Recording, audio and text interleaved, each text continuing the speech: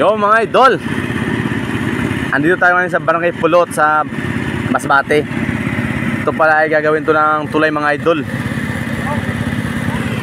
Gagawin pala ng tulay para pang sakaling baha may madaanan sila dito mga idol.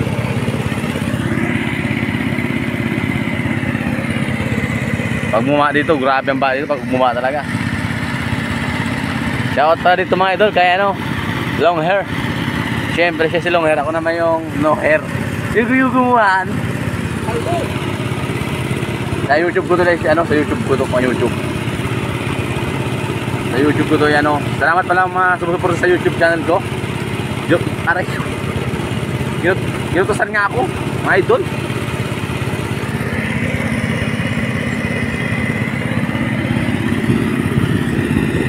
Ano po ay matulungan nyo ako sa aking pagbablog para may kita tayo at makapano tayo makatulong sa ating kapwa, diba? Kasi kung nakasahod tayo sa YouTube, tutulong naman tayo.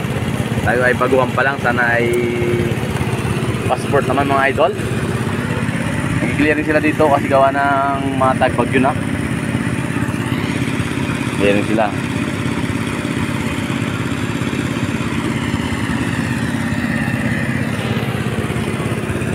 Ang lalim namin dito ay ito, 30 meters.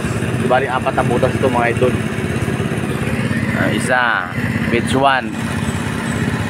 Beach 1, beach 2. Ito yung isa, beach 3. Sa may dyan, sa taas, isang makina.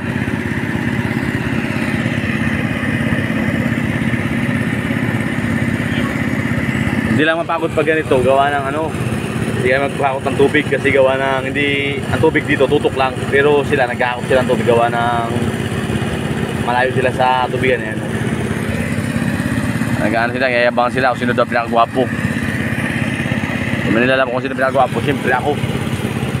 At doon pala mga idol, sa kabila, sa dulo ay may nagmimina ng gold. Ano, ayan, hawak nila oh.